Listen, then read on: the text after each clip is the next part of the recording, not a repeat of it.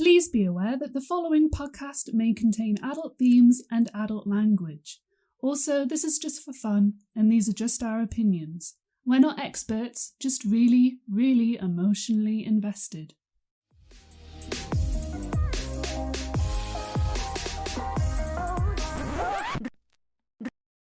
รายการต่อไปนี้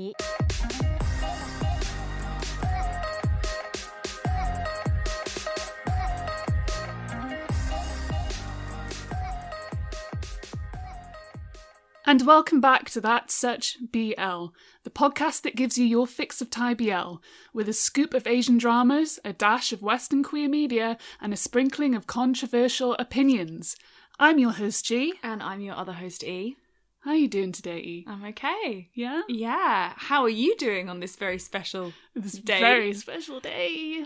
It's my birthday. Happy birthday. Woo. Woo. We should have found out how to say that in Thai for this episode, but maybe it's a good thing that we didn't, because I'm sure I would not get the pronunciation correct. Just missing a trick as usual. Yeah. So not very well prepared, are we? No, but that's, kind of our MO at this point. So. 27 years old. So are you. You recently turned 27 as well. I did, yes. I'm very slightly older. How does it feel? I don't know why. I was kind of freaking out about this birthday. I think it's because this year has gone insanely quickly because of everything that's been happening. So I think I was kind of freaking out about the time thing. Not so much like getting older, just like, oh my god, it's been a year already. Yeah, it feels like almost like we didn't have our 26th year. Like, I turned 26 and then suddenly I'm 27 and it feels like nothing's happened in my life. That's exactly what it is. I demand a do-over. Literally. I demand that I get to be 26 again. Please. Yes. I wonder did we talk on our early episodes about Thailand 2021? Yes. Defo. I think we mentioned our whole plan, which, spoilers, it's not going to happen at this point. No, it's definitely not going to be Thailand 2021. It is hopefully going to be 2022. We pushed it back, but that's okay. Okay, so BL news. Let's see what's been happening in the fam. The Together movie has been announced. Yes! Who predicted this? Oh I think we might have, kind of. Yeah. I mean, we kind of knew that Bright Win were not over yet. We knew that GMM would push that to the absolute limit as much as they could. Absolutely. And they're coming out with a movie. Now, they have not yet said how they're going to show it to the interfans. They've said that it's coming out in cinemas in Thailand, obviously. No word yet on how we're going to be able to see it, if you want to see it. I wonder if they'll do maybe we've got a precedent now for live streaming events and things, so perhaps they'll do kind of like a live premiere where you pay, like we did for the Mew Golf thing, you pay for a ticket and then it's kind of streamed maybe with subtitles. Well, it's going to have subtitles. Oh yeah, obviously. But not it's live streamed... sub though. No. I mean, we've been through that. Live subbing is not the way. They need to have pre-subbed it and then premiere it live. Yeah. That would be good. That's what I'm thinking, maybe. Because that's something people are used to buying tickets for events now. Perhaps I definitely think they won't just upload it onto their YouTube for free. This isn't going to be a free thing. They're going to make us pay. It's going to be a whole Ton type situation again. Yeah. Which, fair enough, But I keep thinking to myself, is it going to be worth it? Is there going to be enough new footage? Because we don't know what it is necessarily. There's been a trailer, but we don't really know from the trailer if it's going to be a completely new story, if it's going to be a few years later, or if it's going to be another kind of, let's look back on our time and then show us just clips that extended scenes, that we've already seen before. That would be really disappointing. But how have they managed to film a whole movie in this time? No idea. I'm just very confused. I'm confused as to what they have to show us. My hope is that it will be completely new story, and because a film is longer than an episode but shorter than a series, and I think they've got quite a lot of money behind Brightwin, the production value will be higher, the story will be more considered and tighter. They could do a really, really good job of a film if they had the right people working on it and kind of determined to make it like a good piece of media rather than just like, right, win the movie. Do you know what I mean? Like, I'll tell you what I'll be into, because I saw very recently they did like together live on stage. They did like scenes very recently on stage with the whole cast, and I found one where it was like a full musical number. Like everyone just started singing, everyone was pretending to play instruments. I love that. And I was like, this is giving me such a vibe. Like can this movie please be a musical? Can we just have like together the musical? Oh my god. How amazing would that now be? That you've said that, anything less than that is going to be disappointing to me, because that would and it's such a good, like, they have it's a music store, like, yes, they can both sing. It makes sense. They can both play instruments. I mean, this is one of those times where you have to, like, I mean, I know that they literally force everyone who is in one of these BL things to sing at, like, fan events and stuff, but they actually can. Like, they use this talent. This wasn't just like, oh, let's make the actors sing a song and look lovingly into each other's eyes. They were like, it was like High School Musical, you know, like when they were doing their little show in the third one. Oh, I can't. It was like that kind of vibe. Like they were doing a scene, but it was a musical number, and I was like, how has no one clocked on that this could be amazing if we had Together the Musical? That is such a good idea. They did, you know, in the SOTUS reunion, the SOTUS Forever, I think that was called, reunion thing that they did last year. They had a couple of things like that where it was staged really well, and it was like halfway between like a musical sort of thing and a scene, and it was really, really good. And at the time I was like, wow, I love this. At the time I was like, wow, I love this. This is so cool. But it would just make so much more sense in Together anyway. Like, this is the time to do it. Oh my gosh. Yes. But I know it's not going to be that. Once again, why are we not in charge? we need to get hired as consultants. We've got ideas. I just don't know why someone in the BL world has not thought of this yet. Just make a musical. Listeners, if you want a BL musical as badly as we do, you need to make some noise, you need to comment, you need to hashtag, you need to let Thailand know, let all of Thailand know that we need a BL musical. Let's start a campaign. It's so fun and campy, like, we could do it and it would make sense for some of these shows. Yeah, it makes sense. It's so in the realm of BL anyway. Why have those two worlds not collided yet?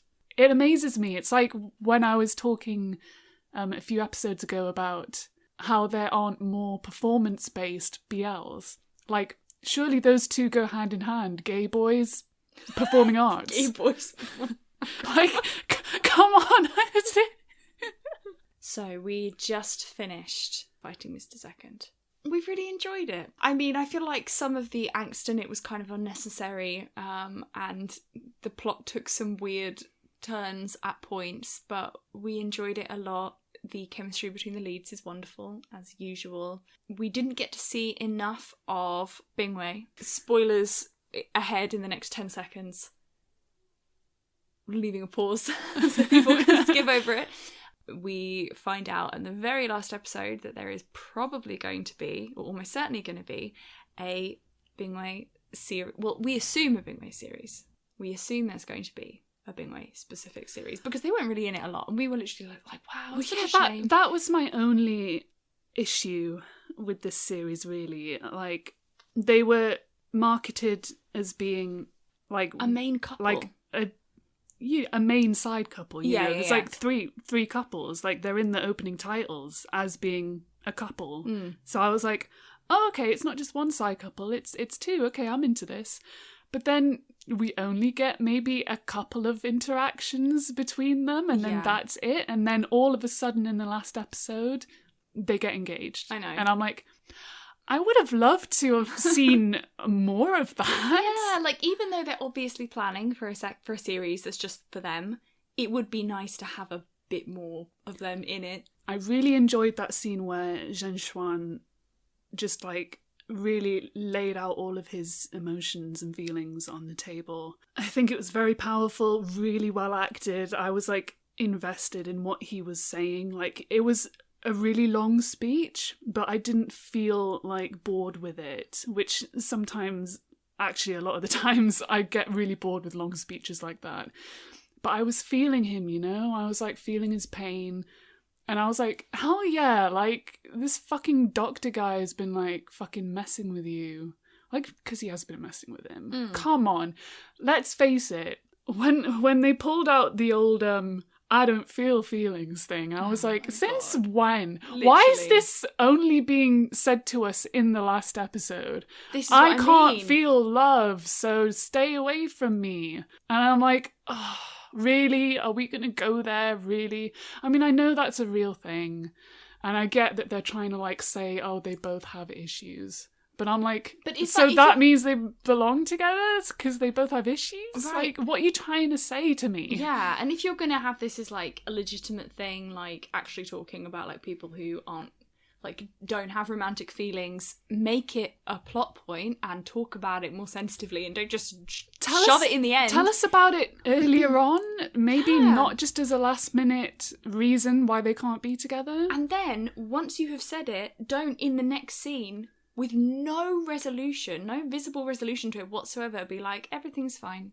It was still good though. Like, Oh, yeah. it was still a great series. Yeah, definitely. Just like with most miniseries, I would much prefer that it got the time and dedication that it deserves. Mm-hmm. And it could have been even better if it had been a full series. Like, even just another 2 episodes, make it an 8-episode series. Right, That right. would have been so much better. So I'll be leading the hot topic today. It's going to be a fairly short one. I just wanted to bring it up mainly to try and educate people who may not know the ins and outs of this subject. Also because I've noticed it cropping up a lot more recently in Thai BL especially. So I really wanted to talk about the difference between queer baiting versus queer coding. Now, you may have heard these phrases before in passing, but we're really going to dig deep into what they mean. So a lot of my information has actually come from a video essay that I found on YouTube.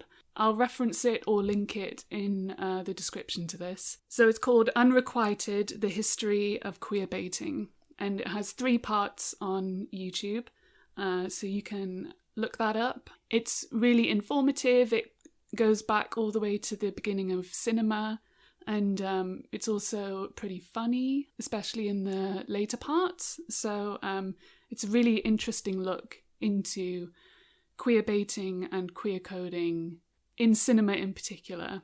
So that's where I've got most of my information, but I'll be applying it to Asian BL and Asian media in particular. So let's start. So the first thing we need to talk about is the difference between the two. So we have queer baiting.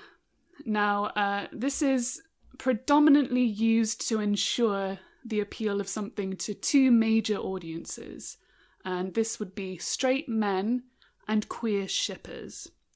Now, you may or may not know, when something is being made, like a film or a series, they will usually have a certain audience in mind so that they can assure kind of views from that audience. And this is probably the same for when BL series are made as well. There'll be like meetings going on about who this is going to be kind of geared towards and how they can make that happen. So the 2 audiences I just referenced for queer baiting, straight men and queer shippers, the straight men audience is, as you can probably guess, is probably the widest audience that most media wants to aim for, which surprises no one. And queer shippers is where the queer baiting really comes into it. So if a company wants to appeal to both of those audiences, that is when queer baiting can appear. A couple of decades back now, companies noticed that another audience was coming to the forefront of who they could appeal to, and that is people who would ship 2 characters as queer. Now, this as the guy says in his video essay, was first kind of noticed on a broad scale, and this was brought about by Star Wars and also Star Trek. When these two things came out, it obviously changed the face of cinema and TV, but it also brought to light the kind of audience that felt very underrepresented and underappreciated, which were predominantly queer people who were looking for queer themes in the films they were watching. And this was also more recently discovered in the Harry Potter series.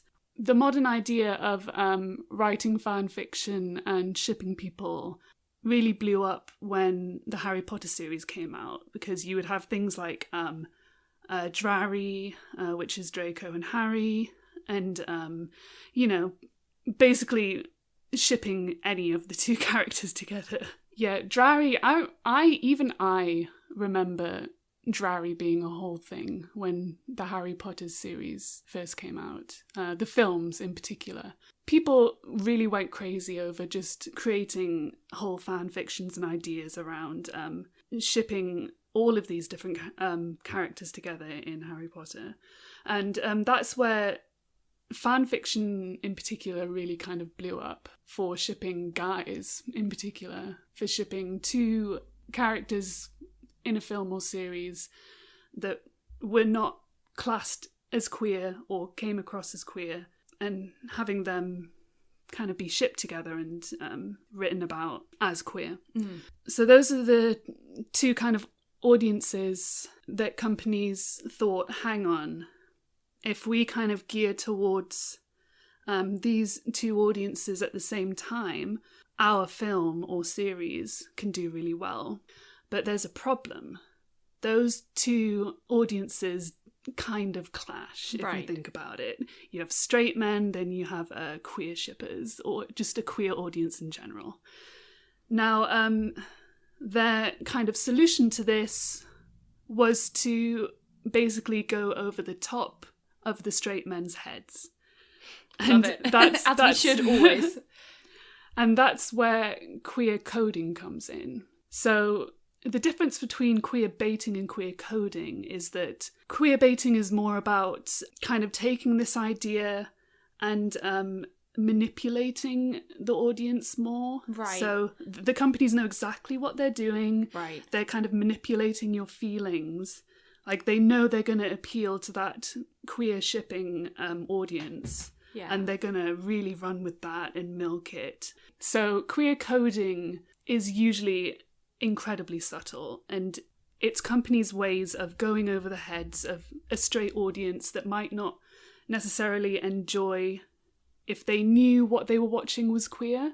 So what companies would do is they would queer code the actors so that any queer audience that were watching would see.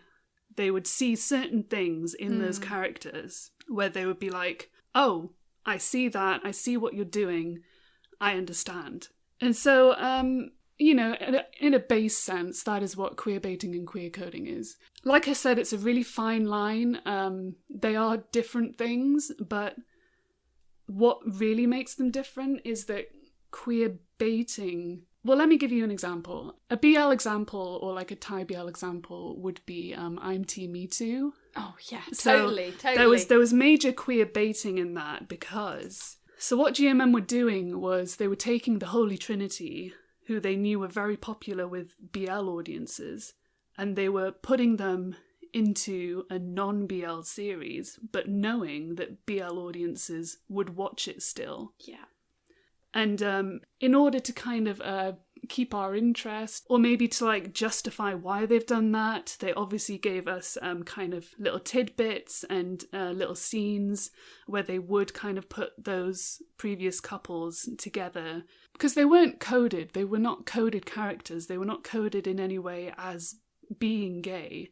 What they were doing was they were baiting us into kind of watching the series.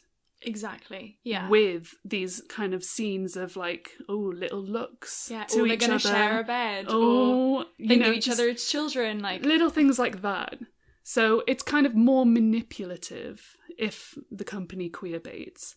Whereas queer coding is more like Calamity Jane, for example. Queer coding is definitely in the past was heavily used by companies when the company might not necessarily be allowed or able to have queer representation in the film for different reasons. You know, it did used to be illegal in America to have any kind of queer representation in media. So queer coding would be a way around that. So in Calamity Jane, which if you watch it now as a person in the modern day, you would think, oh, that's gay. That's so gay. Like, how can you not see that's gay? But back in the day, straight audiences in particular would not have picked up on the queerness of it. In Calamity Jane, you have characters like Calamity Jane, who is queer coded as you have that famous song, don't you, A Woman's Touch? I think that was the main thing in that film. You have a whole song about two women moving in together, you know, called A Woman's Touch. Back in the day, it would have been subtle. Like, believe me, that was subtle queer coding. But that's the kind of way they would get around that. If they weren't allowed to have queer stuff in their film, but they still wanted to allude to it in order to get that audience that they wanted, the queer audience or the shipping audience. They would include the queer coding so that the straight, you know, quote unquote straight audience wouldn't necessarily pick up on it, but queer audiences hella would. Yeah. So that is the difference between queer baiting and queer coding. Now, I want to ask you, E, after hearing all of that nonsense, did anything pop into mind, either Western media related or Thai BL or Asian media related, that kind of made you think, oh yeah, like I totally see that in this? Immediately, yeah. So the first top of my head, BBC Sherlock as an example of queer baiting, 100%. I feel like there were many, many instances where, especially since they had a gay man on the helm as one of these writers and kind of producers, I think they really knew what they were doing, and they knew the history of, like you said, like Sherlock and Watson being a historically shipped couple.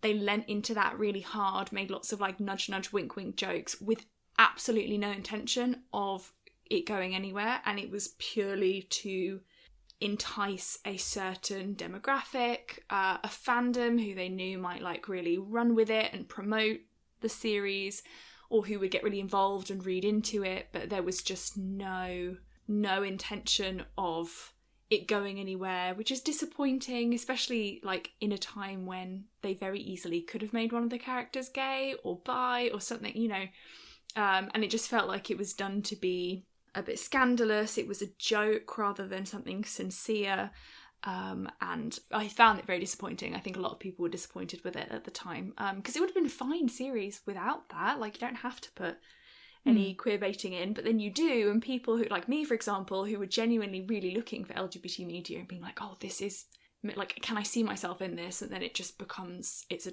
punchline, or it's something that's obviously just done to kind of make people like watch it, and then they just forget about it, or they throw it away.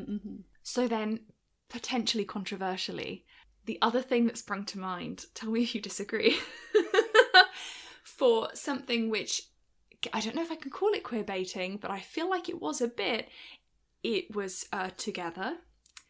Oh, okay. Here is my thought. So we all know that Together ends with just like a high five, right? And in the second series they redeem that a little bit.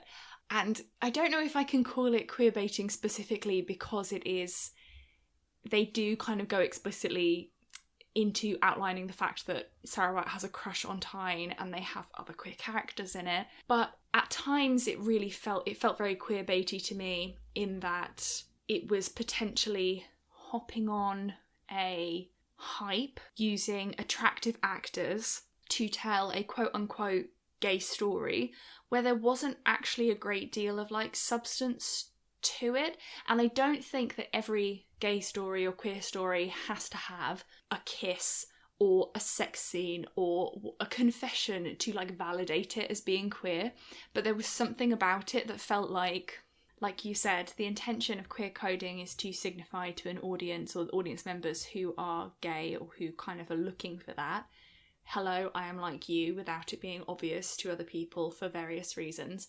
And queer baiting feels much more like a marketing tool. I think it's done much more cynically. And there were elements of Together that felt to me like, we want to make a BL because it's popular and it's going to make money and we're going to cast handsome actors, and then we're not actually going to do a great deal of like genuine BL storytelling. Do you know what I mean? I do know what you mean, and it is a tricky line to tread. Especially something to keep in mind as BLs, as Thai BLs grown in popularity, as BL in general is becoming like a much, much more accepted and popular genre, that there are going to be companies, producers who are just looking to latch onto a profit or a hype, and I think that is potentially going to lead to some things that lean more towards being queerbaity than outright queer or queer coded. And that's interesting, but also something to watch out for. Like, some people are just going to be in this to make money. So I think there are definitely going to be some people who kind of like jump on it as a hype thing, and things that will be made that aren't as sincere or that are just kind of like queerbaity to absolutely make money. But this isn't a drag on GMM. They make so much good content that I absolutely love. Oh, totally. But they do sometimes go into that dangerous territory of giving us series that are classed as BL, but giving us the absolute minimum. Totally. Of like, that's what I mean. Yeah. So I did actually notice that with 1,000 Stars as well. That series was dangerously on the edge of just being queer baiting. Up until like almost the last episode, you could have seen that series as queer baiting. Right. There wasn't exactly a lot of queer representation in that series until the kind of later episode. Right. And I think as well, completely agree, like I think it's very, maybe not inappropriate, maybe not dangerous, but like it's not right to be like, well, if there is no consummation of the relationship in a kiss, in a confession, in a whatever, that it has to be, that it's not a queer story or it's queer baity. I think a good example of a show that doesn't do that for a really long time is I Told Sunset About You, which was to me at least, as a queer person, so obviously a queer story, and so obviously these characters were like so heavily queer coded in very different ways, like not just like here is a camp kind of like Tootsie character, which is completely fine, that absolutely has its place and is, you know, culturally significant, but these two, you know, boys, we knew that they were both on their own kind of journeys with their sexuality, potentially their gender as well, even without the moment where they kissed or got together, XYZ, you know, whatever, that still would have been, in my opinion, a valid queer story that was not queerbaity, even though they teased a relationship, even though they had tension between each other, like, because they were so solidly queer-coded in their own way, and they were both, the writing was just so strong, it was so obviously a queer story, like. And I think that's kind of where GMM kind of missed the ball sometimes. They don't queer code their characters enough, because of this whole thing of keeping your main actors kind of hetero seeming. Yeah. It all ties in, you see. Ultimately, some of it is subjective too. Like, some people are going to see a story and be like, no, I was represented in that, and they won't find it queerbaity. And other people will be like, that did not go far enough, it felt queerbaity to me. And I think that's another, you know, respect everyone's opinion, and it's all subjective, but I do feel like sometimes, weirdly, BL, even things that are explicitly marketed as BL, do lean on the side of being queerbaity. Yeah, and that was really the reason that I wanted to bring this up, that I wanted to talk about it, because I know a lot of people might have heard the terms thrown about before, but might not necessarily understand that companies do use this as a tactic to get more views from certain people, and you really need to be able to watch out for it or notice it when it happens. In terms of queer coding, I wanted to talk about Chinese BLs in particular. That just came to mind as well. Yeah, totally. So this is what specifically I'm talking about when I talk about companies being able to, or like actually legally not being able to have queer people or queer themes in their content. With China, they have not been allowed to do that since 2016, when they enforced the censorship. Funnily enough, in America, they had this, like, a very similar censor code, pretty much from the beginning of cinema up until 1968. So it was pretty much scrapped in 1968, and then, you know, people could be freely gay after that. Well, kind of, you know what I mean? Yeah. You still have to be careful. But in China, there is this censorship law. If you didn't know about it, that's kind of where we are in terms of Chinese BL. You can't really adapt a BL novel into a true BL. It's kind of seen more as a bromance. Right. So if you've seen any kind of Chinese BL that is actually BL, and you're thinking, hang on, but I watched this series and it very clearly had queer themes and content, that's probably because it was pre-2016. Because anything past that law being enforced, you could not... They have very, very strong censorship laws about that now.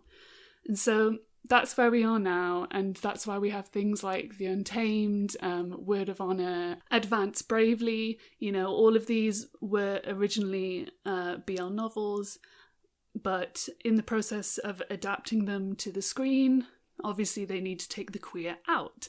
And that is where we get queer coding in these Chinese bromances. And they do it so well. They do it so well. It's such a masterclass. If you've seen any of these Chinese bromances, you'll know. They've managed to figure out how to kind of bypass these laws and kind of like get away with the absolute maximum they can get away with. And it's brilliant. I mean, you can just tell that they're fighting the system at this point, especially with Word of Honor. Like, my goodness, I don't know how that managed to get past censorship. But yeah, that's where queer coding really comes into it. So any straight audiences that want to watch The Untamed, for example, might not necessarily pick up on those queer elements. But then you have the audience who are like queer or queer shippers who would absolutely pick up on it. And those, again, are the two main audiences that people want to appeal to. Visually and in general, just they kind of weave it into the fabric of the story so well. If you don't know it's there, if you're not looking for it, you won't see it. So that was it, basically. I just wanted to maybe educate people who didn't necessarily know about this. And if you want a really, really good, funny, educational, informative source about this exact thing, Unrequited, The History of Queer Baiting on YouTube. It was very enjoyable to watch. I would highly recommend it. It's where I got most of my information from. So I'll reference it. So once again, I've come up with an extremely stupid concept for a game that I have not told E and T anything about, really. All I told them was that they should probably take notes. It hasn't got a name. I'll just call it Odd One Out for now. Oh, okay. Hopefully we'll come up with a better, punnier name. Okay, so the concept of this game is I'm going to give you 3 English versions of a yaoi title. Oh no. Okay. And you have to figure out which one is the fake. I love this concept. Okay. Now, just for disclosure reasons, some of these titles might be a little bit out there. This is nothing to do with us recommending anything. This is purely I have seen this title and I thought it was funny, and so I used it. Don't know anything about any of these yaois, so just putting it out there. Explore disclosure. your own risk. Yes. Or don't, rather. I've stayed away from the particularly Grody ones. yes. Yeah. But we are going to be doing 5 rounds. you have your notepads ready? I'm so because ready. some of these options are a little bit long. It's on. Let's do round 1 of genuine English versions of yaoi titles. And there's only one correct answer per round. No, there's only one fake. One's fake. Oh, one's fake. I gotcha. Okay. Number 1, 3 bananas. Wow. The number that's the number 3 and then bananas. Okay. Number 2, banana scandal. They all banana themed. See, this is going to expose me. Have you read Banana Scandal? I feared this would happen. I don't think it's going to happen a lot, but I Yeah. thought maybe you would know some of Yeah. them. Number 3, band of bananas. So Okay. it's 3 bananas. 3 bananas, Banana scandal. banana scandal, and band of bananas. And those are options. Those are your Okay. options. You need to figure out which one is the fake. Interesting that you did this and didn't mention banana fish, which is another. Because I knew that was like a big one, Yeah. and like, cause everyone knows that. Yeah, Yeah. but it has such an interesting name. I can't believe there's more than one. So we're going to go round by round, and then I'll do the answers at the very end. Okay, good. Okay. Round 2 gets a bit more interesting. Okay. Option 1, Gay's Anatomy. Oh, Okay. please be a real thing. Option 2, Dick Me Baby One More Time. Oh my goodness. That's what Brittany would have wanted. And option 3, Attack on Dickton. There's a monster in my pants. Wow. Oh no. Okay. So what was it? Do me maybe one more time. Well, this is Attack why on I'm taking Dickton. notes. Oh, I'm sorry. What was the first one again? So, Gays Anatomy. Gay's Anatomy. Dick Me Baby One More Time. Attack on Dickton. There's a monster in my pants. I absolutely live for like crazy yaoi titles. They're always long too. Yeah. It's because like light novels in Japan have such ridiculously long titles. They're like on a Thursday afternoon in August. It was mildly sunny, and I reincarnated as Gomon, the senator's shoe, in a harem, and I have a girlfriend with big boobs. It's like it's like so long and ridiculous. It's genuinely exactly like that. Yeah. Okay, we're ready for round 3. Yes. Sorry.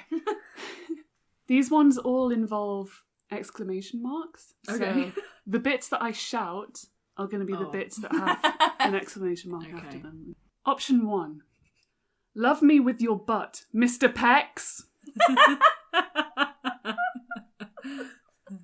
Okay. You want to write these Not down? love me with your. I'm gonna remember it. You're going to remember? Yeah, love me with your butt, Mr. Pex. How can I forget that? All right, everything is shorthand.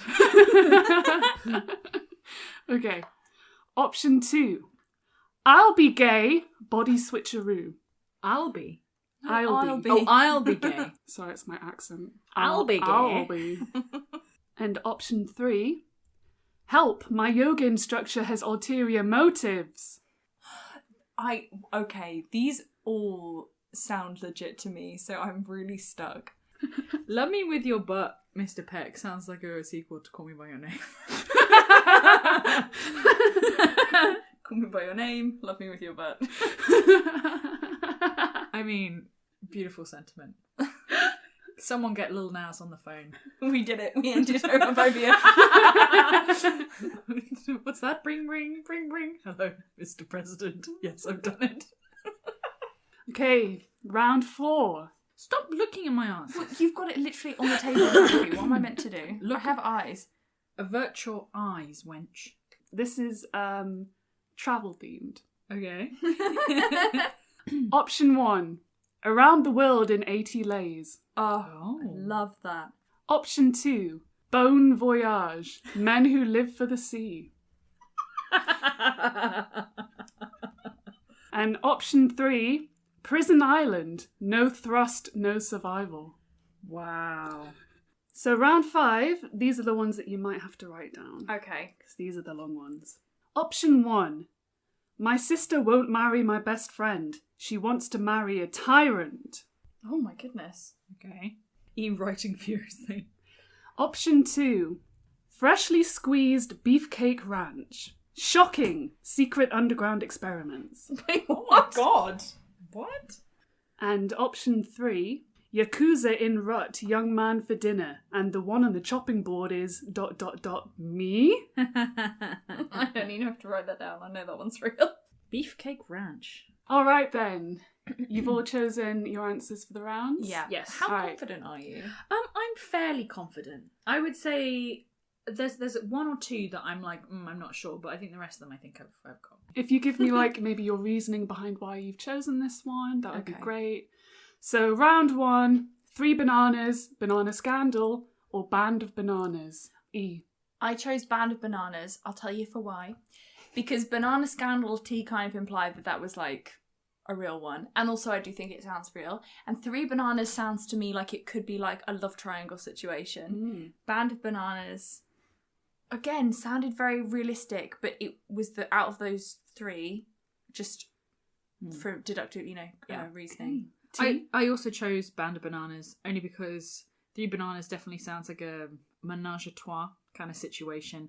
You are both absolutely correct. Yay! The fake is Band of Bananas. Okay, so round 2. Gaze Anatomy, Dick Me Baby One More Time, Attack on Dicton, There's a Monster in My Pants. Dicton can't. E. I chose Grey's Anatomy because I thought that was maybe slightly too much of like a Gen X reference for a yaoi title, but that Dick Me Baby One More Time was more likely, and that certainly someone has done like a Attack on Titan doujinshi that is called Attack on Dicton Monster in My Pants, like for sure. Yeah. I chose Dick Me Baby One More Time because I thought that's really ridiculous. And I thought there has to be some yaoi called Gaze Anatomy. Like, there has to be, right? One of you is right. Wow. And that person is T. Oh, Yay!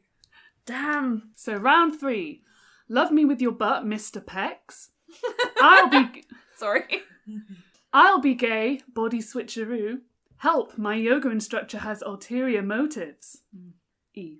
I chose Love Me With Your Butt, Mr. Pecs, because I think... Well, do you know what? Now I'm explaining it. I don't think my reasoning makes very much sense. I was thinking, why would you say Mr. Pecs if you're asking him? I thought it would be more likely it would be Love Me With Your Butt, Mr. Butt. Or Love Me With Your Pecs. Love me with your butt, Mr. Butt. Or Love Me With Your Pecs, Mr. Pecs. But So I told thought you it you're was a very talented writer. I thought it was a bit superfluous to bring in like an additional body part when you were specifying a true one, but now that I'm saying it out loud, it doesn't You make could any say, sense. love me with your cheeks, Mr. Butt. The Mr. Butt part is the bad part. Oh, sorry. Obviously, it wouldn't be Love Me With Your Butt, Mr. Butt. Like, now that I'm saying that out loud, that is stupid and it's a poor reason. Incredible. So, I think I may be wrong. Okay, T. Mine's I'll be gay, body switcheroo. Oh. Because I feel like both of the other titles could conceivably be. Because I'm thinking about like hardcore, like no story yaoi. The switcheroo part was what made me think it was legit. Neither of you are correct. What? The answer was, help, my yoga instructor has ulterior motives. Oh my Are you god! kidding me? I thought that was the most legit one. Absolutely. See, I know my yaoi title tropes. Oh so my that's why. And putting help in front of something happens a lot. But could you imagine if it wasn't like sexy? It was like committing tax fraud. Like he's not declaring his income. Just the yoga thing is a front, but this guy, the guy keeps showing up to lessons. He's like, why won't he leave me alone? Round 4. Around the World in 80 Lays, Bon Voyage, Men Who Live for the Sea, or Prison Island, No Thrust, No Survival. E? I put Around the World in 80 Days because I thought it was kind of too clever for a yaoi title. I thought it was too good of a pun. Do you know what I mean? Yeah, I actually completely agree with that. I feel like it's too smart of a pun. I can't wait to look these up afterwards. Not in like a creepy way. I just want to know Well, you can what do they're that on your thinking. own time. Oh, God. Just stuck my foot right So in yeah, there. we both chose Around the World in 80 Days. Well, actually, this is a trick question. They're all real. What? Yep. Wow. I feel. Do you know what? I feel cheated because we were given no indication that could be a possibility. I just wanted to be an asshole. So, round 5. My sister won't marry my best friend. She wants to marry a tyrant. Freshly squeezed beefcake ranch. Shocking. Secret underground experiments. Yakuza in rut. Young man for dinner. And the one on the chopping board is ... me.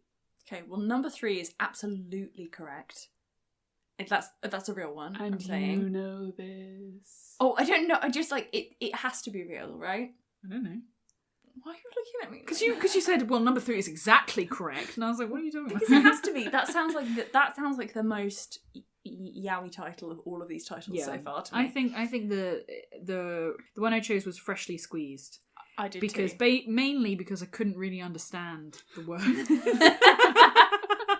I was trying to like form the sentence in my mind, and I was just What like, does it mean? I don't know what it means. So you're both going for Freshly squeezed Yep. beefcake ranch.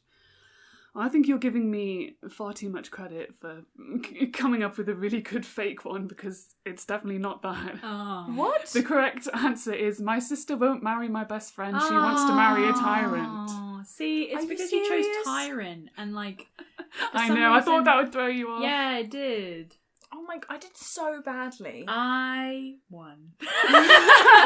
By 1 point, may I ask? Yeah, but still. Oh, how many did you get? I got 2. You got 2. I got one. You got 1. I got Band of God. Bananas, and probably only because you gave a bit of a clue.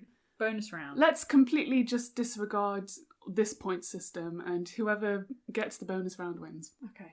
Because this is my game. Well, I still won that one, just listeners. So, bonus round, let's take all of the fake titles. Okay. You can choose one of them Uh-huh. and give it a synopsis. Okay. Give it a little story. So, Well, let's make sure we do different ones. okay, so your options are Band of Bananas, Dick Me Baby One More Time, Help My Yoga Instructor Has Ulterior Motives. Round 4, they were all true. And My Sister Won't Marry My Best Friend. She wants to marry a tyrant. So, I'll let the winner Yay. pick first. I want to do ulterior motives. Oh, that's what I wanted to do. Okay. Yoga instructor. Okay? Okay. Come on, tax fraud. I'm gonna do Dick Me Baby one more time. I was hoping someone would do that. Alright, so T is going to write a little something for Help My Yoga Instructor Has Ulterior Motives, and E is going to be writing for Dick Me Baby One More Time. God. So let's put some time on the clock and let's see what we come out with.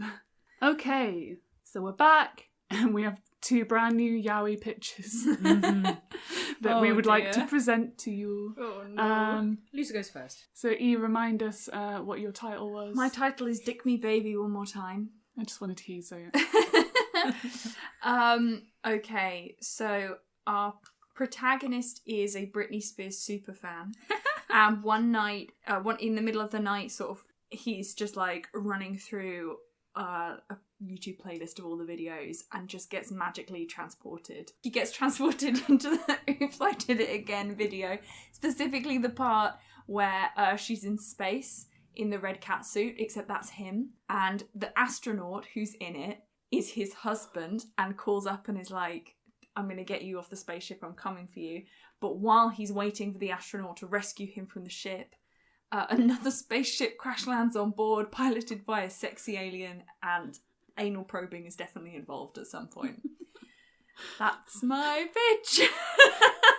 Wait, I have questions. Yeah, go for Okay. it. Wow. I have So, questions too. I'm When- speechless. Okay. Well, as hard as it's going to be to follow that. Shut up. I'm just trying to take it all in. I did what I could with the material I had.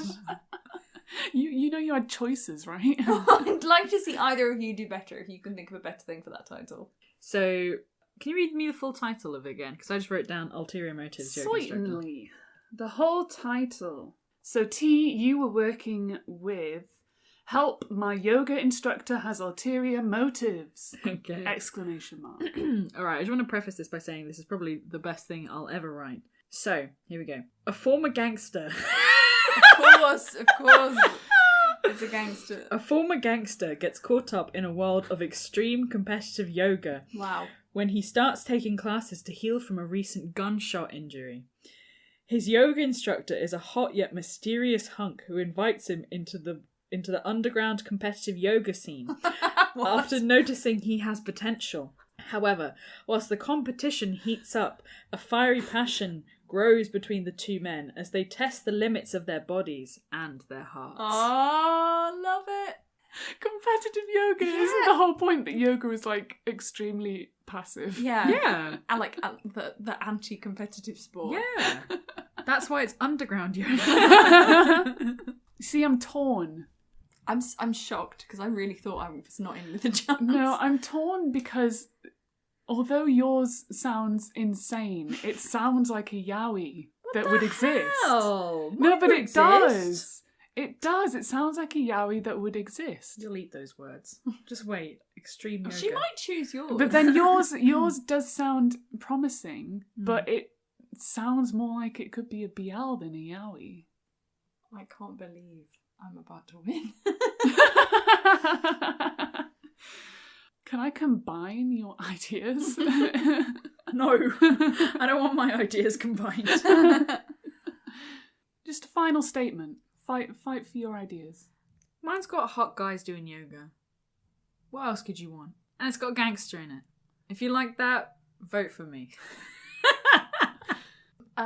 Mine has lots of Britney song title puns. How are you going to get the rights for that? There you go. I won't. Case closed. Because they'll all be slightly changed. Britney has had enough done to her.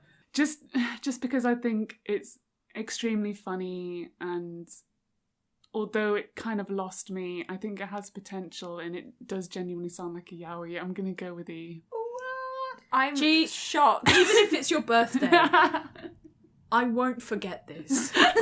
You've won plenty in the past. Literally, I think I've won one of these, apart from this one, and you've won every other single one. It's because I'm an ideas man, okay?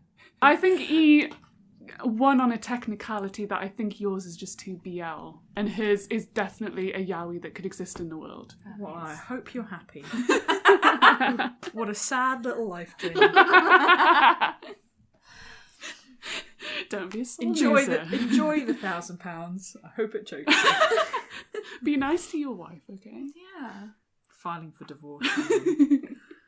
Thank you for joining us on this informative and educational yet insanely stupid episode. I think this has probably been the most juxtaposed episode we've done. Yeah, totally. Join us next time when E will be kind of taking a lead on the episode with her hot topic. Stay tuned. Stay tuned for that. And as always, thank you for listening. We appreciate you.